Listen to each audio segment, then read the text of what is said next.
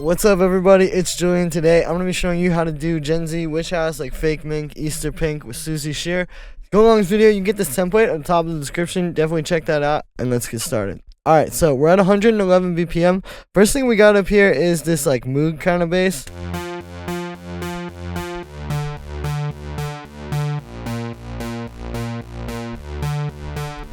So I'm in F major here, right? And so we're kind of just walking down, like in this case, okay, so it would be root note, major sixth, fourth, third, and then major sixth again.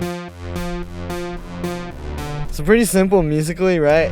It's just this big, like, anthemic kind of like witch housey progression. Now for this sound, I got an instrument rack here. I've got one analog in the left here.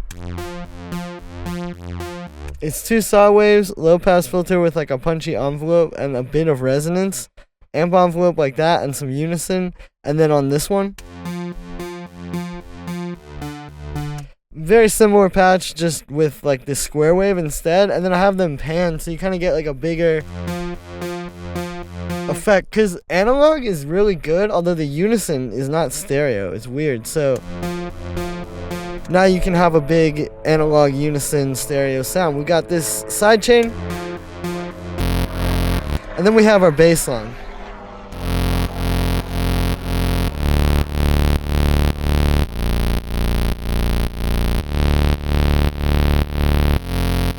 So playing the same progression for the sound on this one, the thing about this is like it needs to fit underneath that other bass, and low-key they kind of need to become like one thing. Like when I actually initially was listening to this track, I didn't even realize like, you know, that's the actual bass line here. So you do have to have this under it. It gives it kind of like a different power. This is a pretty straightforward Reese. Again, made with analog. I really like using analog for this style because it is that really like Moog-y, Juno kind of sound, you know? We got two saw waves. One's an octave down, a little bit of a low pass filter, and a little bit of resonance as well, which kind of makes it juicier. Low key, the resonance can help bring the bass up too. Amp envelope like that. We got this amp right here, which is only on 5% wet, and then we're sidechaining this to the kick. Then we got our pad.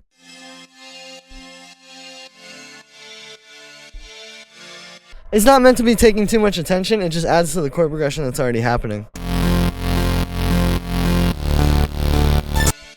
This is made with wavetable. I've got this noise manipulator here, and then I got a saw wave, and you can see they're detuned a little bit. I've got the noise manipulator being moved with an LFO on the oscillator position.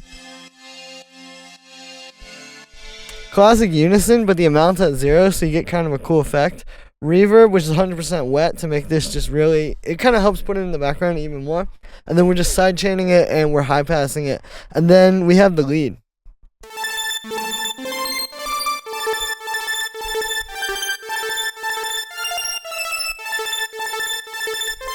So this is the actual MIDI on this. It's really simple, right? Like I said, we're in F major, so this is kind of using like the third and walking up as if it was like a minor scale. But the actual MIDI is really simple, as you can see. What's happening to make this is kind of like breaking the arpeggiator. So here's it just on its own.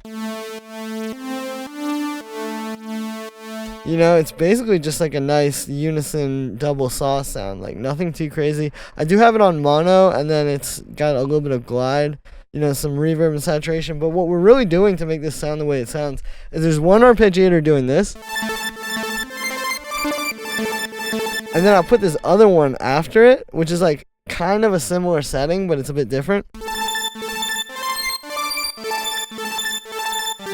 And you can see weird stuff starts to happen like on the end of the note. So yeah, like honestly just kind of playing around with that and seeing what you can do like unorthodox rather than trying to make it, you know, so perfect and kind of something we've already heard before, right? Then yeah, I already showed you the sound a little bit, a bit of saturation, and then we're side chaining this to the kick. Then we get our drum group.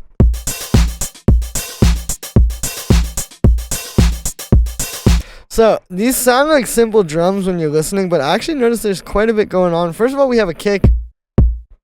You know, a nice kind of classic drum machine kick. It's really, you don't need to have like the biggest like destruction kicks, you know, like that has been a thing in certain genres of music. I think you can also have certain genres of music where like it's a bit softer, you know? I mean, if you look at this waveform, it's not that thing that you're kind of trained to hear for like you know, house and techno, right? But sounds great in the mix. It's also like an exercise in like the kick power is really only relative to how loud it is. I think if you just notice, this is like one of the loudest things in the mix. It doesn't matter that it's like a smaller sample. It's still going to be right up there. So we got that. Plus we have a nice layered clap snare with some more sounds. Like these are like 808 drums.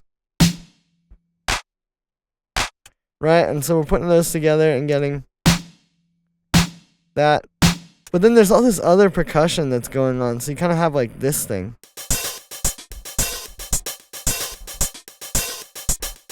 You know, it's almost like Daft Punk-y or like whatever. It kind of brings back that feeling.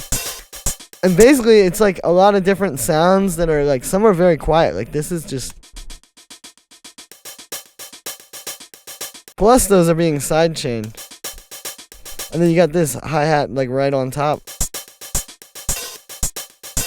Plus the live one. You can see it's a lot of action happening with not very much there. Plus we get these little clap fills too. And then I got those drums all going into a bit of saturation. I think this is really important for this. If you turn this off, you could turn it up and it would be as loud, but the saturation kind of glues it. Especially like when you're layering like the clap and snare and stuff. And just gives it some life and some like atmosphere. I'm blending this, but it is still a pretty good amount of the distortion coming in. And the last thing we got here is our little witch house vocals.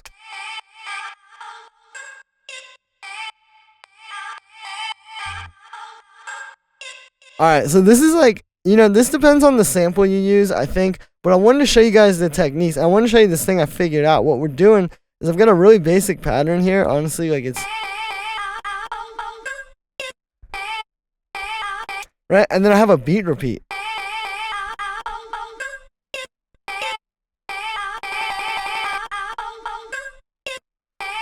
See, and you can start playing around with that, and it kind of makes it like different every time, right? And there's other settings on this that you could do.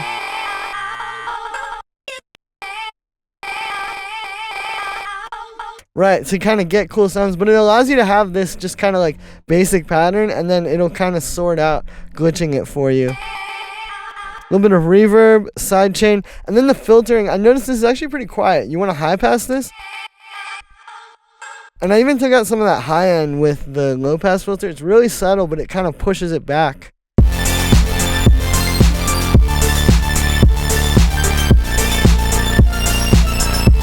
It makes it fit really well into the mix. So that's gonna be it for this one, guys. I hope you enjoyed. Make sure to like this video as well as subscribe. Let me know what you think of this video in the comments if you want to see more of this Gen Z witch house type of stuff. Thanks for the support, everybody, and I'll see you tomorrow with another video.